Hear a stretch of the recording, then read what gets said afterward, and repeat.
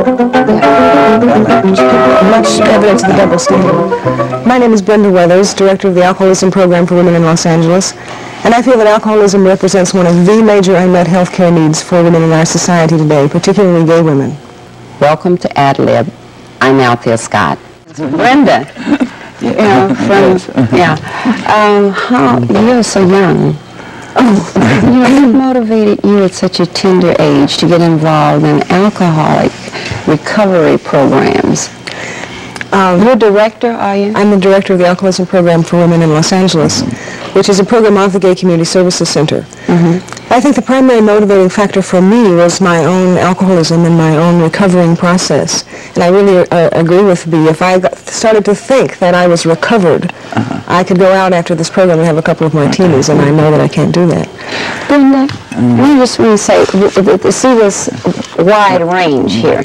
My first impulse was to say to you, you're so young, as you say, to be interested or be an alcoholic, and you're so old to be one.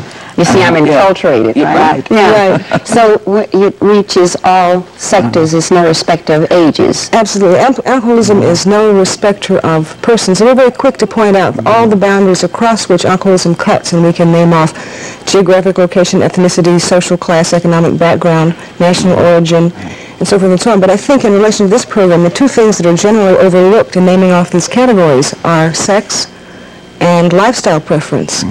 By sex, of course, I mean that I think that alcoholism reaches about half of the alcoholic population in the United States, but half female, half male. And of course, by lifestyle preference, I mean those persons who are gay.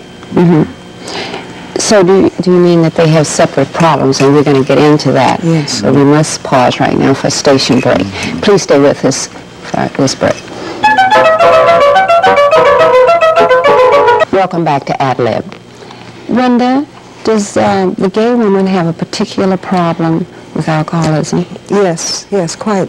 Before I begin into that, I'd like to say, though, that the problems of gay women and women alcoholics are not really dissimilar from one another in many, many respects. But when we speak of gay women, there are some very specific problems. For instance, when an alcoholic woman who's gay reaches that point in her quest for sobriety or in her bottoming out process when she thinks she will reach out to somebody for help, it's very frightening. It's a very shaky time. And so she reaches out to an agency or to a group, and if in the process of the conversation she happens to say to that person, oh, by the way, I'm gay, at that very, very tender time in her life, the door might be slammed in her face and say, I'm sorry, we can't help you. And she will go on out to drink again and to suffer some more, and perhaps to die. And a second thing that happens in agencies, too, with respect to gay women, would be that they would be accepted in for treatment at the agency, and then, but I have to say, accepted almost. And also at times we need a lot of peer support and a lot of comfort and a lot of love. You're liable to be the one that's kind of, like this. And I think that there's another really particular problem for women in the gay community, and that is that traditionally we have been forced to socialize in a drinking culture, and by that I mean the institution of the gay bar. And so that all the human functions that we need to carry out, like talking with folks, like making friends, like finding lovers, like social events, have all taken place in this particular milieu.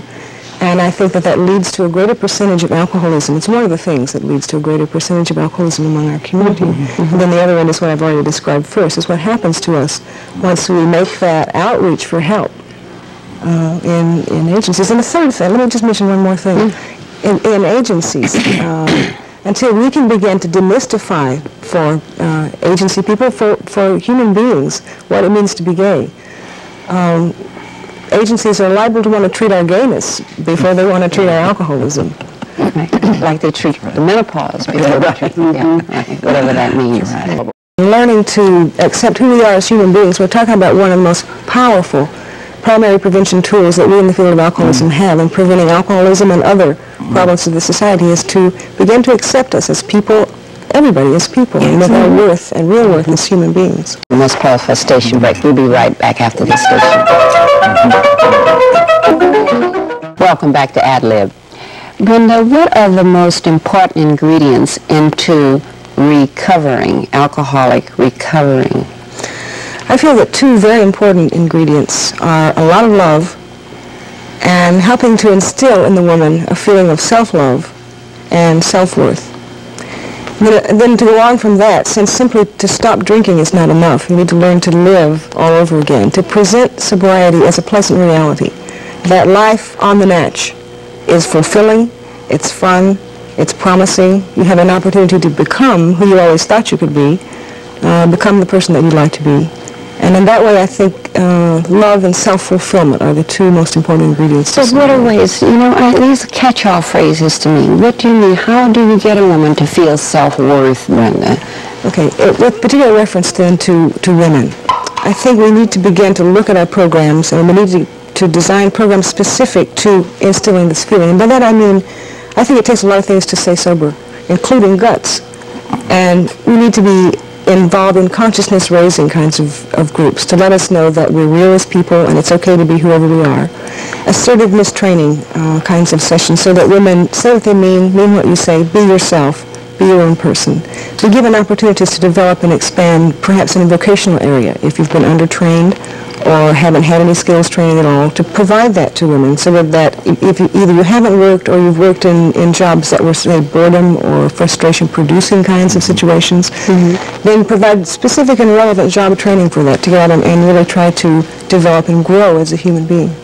Brenda, what specifically is your group doing? The Alcoholism Program for Women is a program of comprehensive services for women, including a 13-bed recovery home, including one-to-one counseling and group counseling with particular emphasis on groups is designed specifically for the needs of women.